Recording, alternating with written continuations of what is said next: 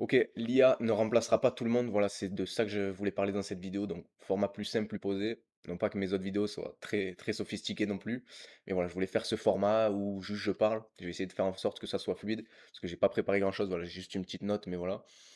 Donc je voulais partager cette pensée, et donc où de mieux faire ça que sur YouTube, donc voilà. Donc, il faut arrêter d'avoir peur, il faut arrêter de psychoter sur le fait que l'IA va remplacer tout le monde, qu'on n'aura plus de boulot, plus de travail.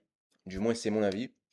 Je peux me tromper, voilà ce que je vais dire dans cette vidéo. Enfin, il y a des chances que si on regarde cette vidéo dans 5 10 ans, ben, tout ce que je dis, tout ce que je vais dire ici, ça soit faux. Il y a des chances que ça soit vrai, je sais pas, on verra bien. Dans tous les cas, je voulais le partager. Donc, pourquoi je dis qu'il faut arrêter d'avoir peur et de psychoter sur cette vague qu'est l'IA? Premièrement, parce que la plupart des personnes qui parlent de l'IA de cette manière-là, l'IA va remplacer tout le monde, l'IA va remplacer les designers, l'IA va remplacer les experts en création de contenu. Ben, tous ces gens-là, derrière, ils ont un intérêt à avoir ce langage-là. C'est parce qu'ils veulent créer la peur chez leur audience pour derrière, souvent, vendre quelque chose, proposer quelque chose. Alors, c'est pas un mauvais point, pas du tout un mauvais point, je crache pas là-dessus, c'est des techniques marketing, ok. C'est juste le fait, j'avais envie d'expliquer le fait. Il y a pour moi certains types de personnes qui ne vont pas être remplacées à l'ère de l'IA. Alors bien évidemment que beaucoup de personnes vont être remplacées, parce que l'IA peut faire plein de choses, tout ça, mais il y a un grand nombre de personnes qui ne vont pas l'être, et c'est très simple d'être dans ce groupe de personnes, je trouve. Donc je m'explique.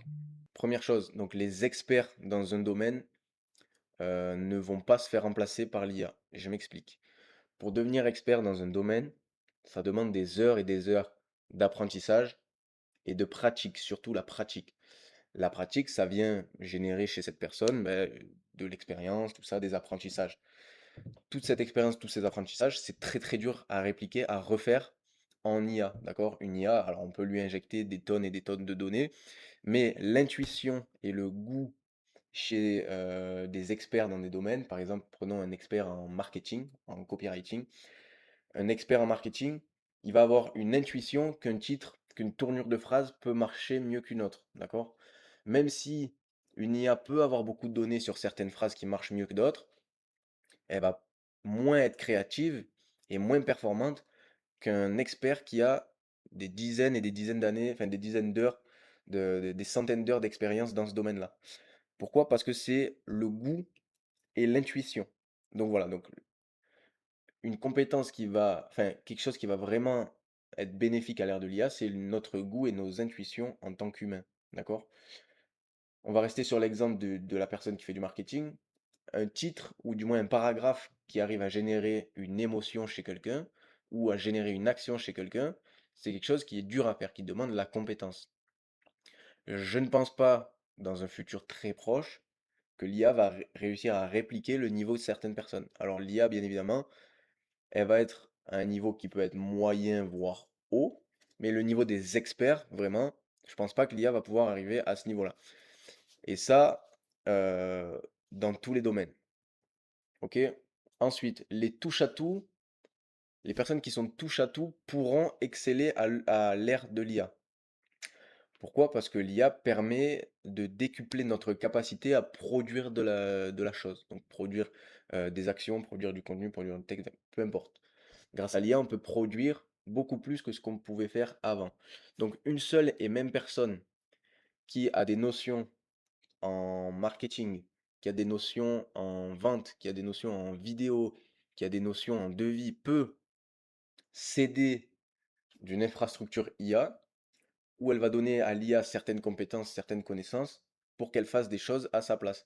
Et comme cette personne est touche à tout, elle va pouvoir valider ce que fait l'IA, car elle a certaines notions dans chacun des domaines, et donc elle va pouvoir valider oui ou non, ça me plaît pas.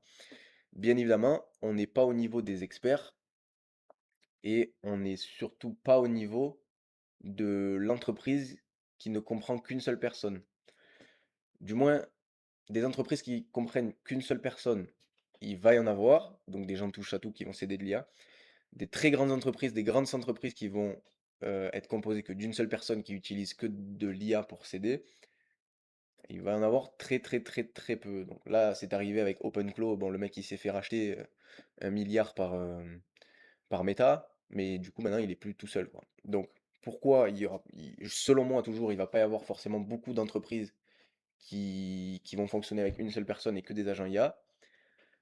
Parce que l'IA n'exclut pas le fait d'avoir besoin de personnel pour s'aider.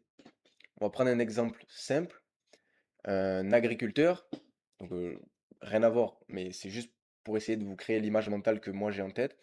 Un agriculteur qui avait besoin de 5 ouvriers pour moissonner son champ, d'accord? Donc il paye ses ouvriers pour moissonner son champ. Il les aide, ça fait 6. On fait un saut dans le temps, bon, on fait un gros saut dans le temps. La moissonneuse-batteuse est inventée. Maintenant, il a plus besoin de ses 5 ouvriers. Lequel il va garder? Il va garder l'ouvrier qui aura appris à conduire la moissonneuse-batteuse, d'accord? Enfin, dans un premier temps, il va tous les virer, il va apprendre lui à conduire sa moissonneuse, et il va moissonner son champ avec sa moissonneuse. Donc il aura plus besoin de ses ouvriers. Il va dire, cool, je suis tout seul. Ok, je travaille tout seul, je mets de la moissonneuse. Donc il va faire plus de bénéfices vu qu'il paye plus ses ouvriers. Il va racheter un champ. Et donc pendant qu'il est occupé à moissonner un champ, lui, qui c'est qui moissonne l'autre? Eh ben, il va quand même il va reprendre un ouvrier. Mais quel ouvrier il aura pris? Il aura pris celui qui aura appris à conduire la moissonneuse et à moissonner le champ avec la moissonneuse.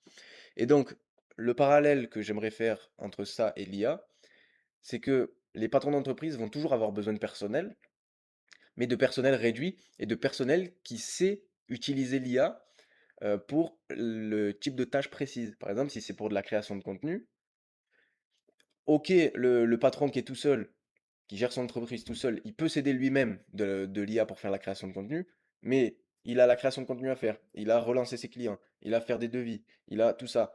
Même en s'aidant de l'IA, ça fait une charge de travail et surtout une charge mentale qui est vraiment, vraiment grande pour quelqu'un qui est seul, parce qu'il y a tout- tous ces différents contextes à réintégrer à chaque fois qu'on se met sur la tâche, ensuite à ressortir et en prendre une autre et à le réintégrer quand on change de tâche.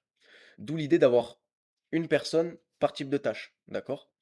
Et donc cette personne-là, à qui le patron va venir déléguer ben, la création de contenu, cette personne-là, c'est elle qui va venir s'aider de l'IA pour pouvoir produire à elle seule une quantité de contenu qui, avant, avait besoin de 10 personnes pour être produite.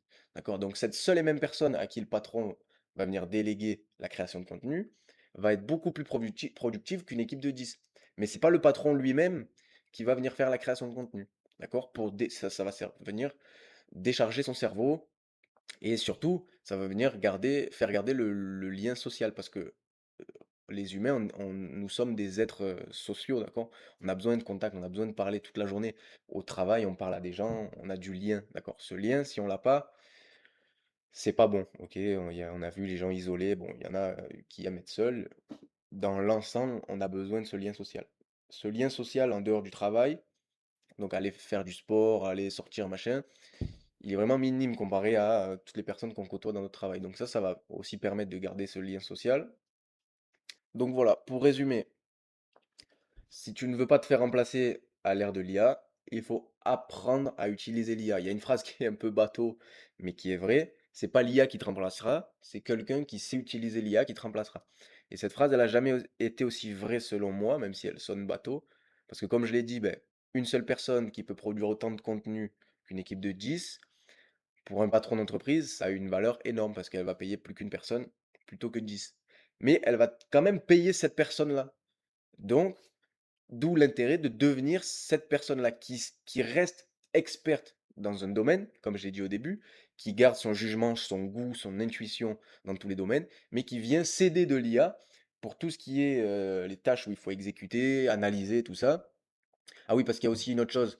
Dans tous les cas, les grands gagnants de l'IA, ce seront les gens qui sont des personnes qu'on peut catégoriser d'analystes. Alors analytique, analyse, je sais pas comment on peut dire, mais dans tous les cas, des gens qui viennent analyser le travail qu'ils ont fait pour voir ce qui a marché, ce qui n'a pas marché, et ensuite itérer sur les bonnes choses, les mauvaises choses, ne plus faire ce qui marche plus, faire 10 fois plus de ce qui marche le mieux, parce que grâce à l'IA, ce principe de venir regarder ce qui a été fait, en sortir les bons points, les mauvais points, pour réutiliser que les bons points, ça, grâce à l'IA, on peut le faire beaucoup plus précisément, beaucoup plus souvent, et avec un effort, de notre part humain qui est beaucoup, beaucoup moindre, d'accord? Donc dans tous les cas, les gens qui analysent leurs performances pour s'améliorer seront dans tous les cas les grands gagnants. Donc pour résumer ma pensée, parce que j'ai l'impression que ça a été un peu brouillon, c'est ma première vidéo que je fais de ce type et j'ai essayé de faire en sorte de parler tout le long. Pour résumer ma pensée, les personnes qui sont touche à tout peuvent réussir à l'ère de l'IA, d'accord? Parce Parce qu'ils vont avoir, une certaine capacité à traiter plusieurs tâches, plusieurs types de tâches et à s'aider de l'IA pour, faire le plus gros de ce qu'il y a à faire dans chaque tâche, chaque, compartiment de l'entreprise. Maintenant, ce modèle-là d'entreprise à une personne va être limité en termes de croissance, du moins c'est mon avis et ça peut totalement être faux et donc les patrons d'entreprise vont toujours avoir besoin de personnel, mais Heu, en dans un nombre qui est beaucoup plus petit. C'est-à-dire, au lieu d'avoir une équipe de 10 pour la création de contenu, on va avoir une personne. Au lieu d'avoir 5 RH, on va avoir une RH. Au lieu d'avoir 8 commerciaux qui vont avec des voitures sur le terrain, on va avoir un commercial. D'accord?